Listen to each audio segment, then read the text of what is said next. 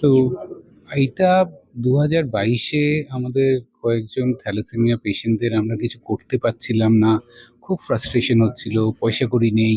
সেই জন্যে আমরা ভাবতে ভাবলাম যে কি করা যায়, এবং যেটা মনে হলো যে এদেরকে যদি আমাদের সিএসআর প্রোগ্রামের থ্রু দিয়ে কিছু একটা করা যায় যেটাতে এদের বেশি খরচা হবে না, ডেফিনেটলি কিছু খরচা হবে কিন্তু বেশি খরচা হবে না, যেটা এরা ম্যানেজ করতে পারবে এবং ইট উইল বি সেফ। তো দুটো জিনিস দেখতে হবে, সেফ, বরং তিনটে জিনিস, safe, effective and cost effective also. এবং তখনই আমি বলবো যে আমরা নিচে দাঁড়িয়ে কফি খাচ্ছিলাম, আমাদের একটা কফির দোকান নেই, এবং কফি খেতে খেতেই এটা মাথায় এলো যে কেননা আমরা এরম করি যে আরেকটা বাচ্চা এলো যে যাকে আমরা প্রি ইমপ্লান্টেশন জেনেটিক টেস্টিং দিয়ে বলতে পারবো যে এই বাচ্চাটা হচ্ছে ফুল এইচএলএ ম্যাচ এবং থ্যালাসেমিয়া বা জেনেটিক ডিসঅর্ডারটা ফ্রি।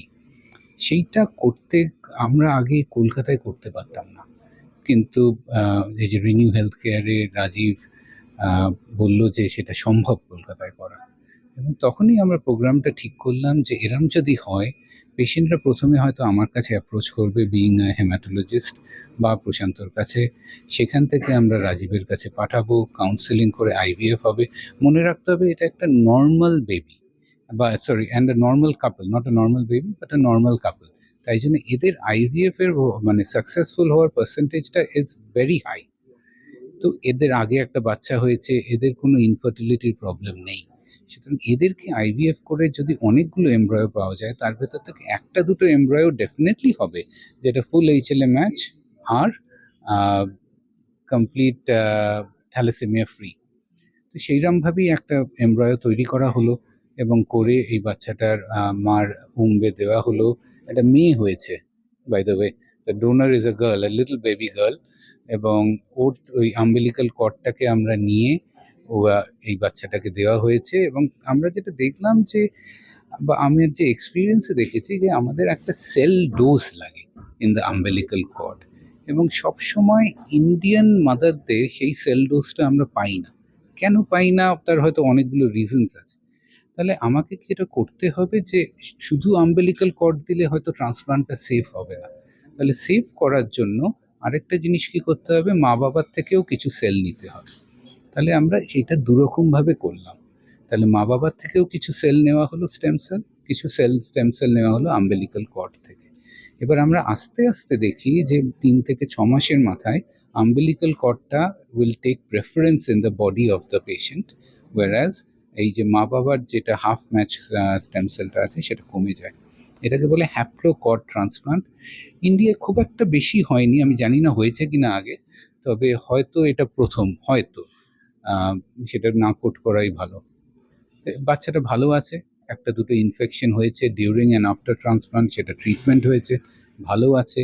এবং আমরা একটা জিনিস করি যেটার নাম কাইমেরিজম টেস্টিং। তার মানে কি, তার মানে দেখি যে কতটা ডোনার ডিএনএ একটা রেসিপিয়েন্টের ভেতর আছে।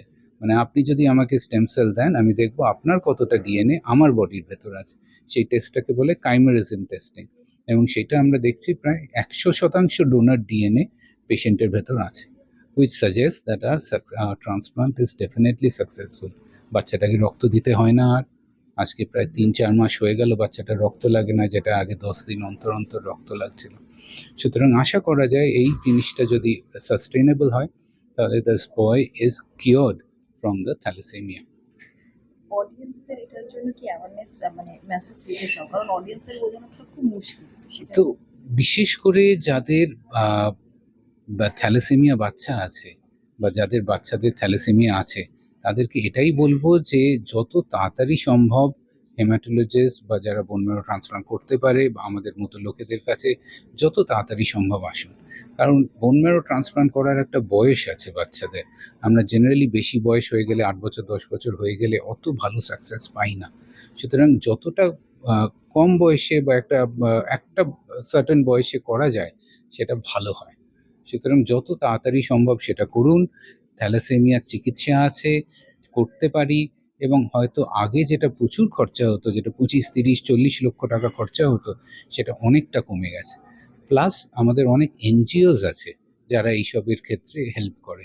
সুতরাং আমরা এটা এটা একটা ডুয়াল একটা এফর্ট দিয়ে ওনারা কিছু দিলেন, আমরা কিছু দিলাম, কিছু সিএসআর ফান্ড হলো, এরম করে কিন্তু একটা বাচ্চাকে সুস্থ করার একটা হাই চান্স থাকে যদি সঠিক সময়ে করা যায়।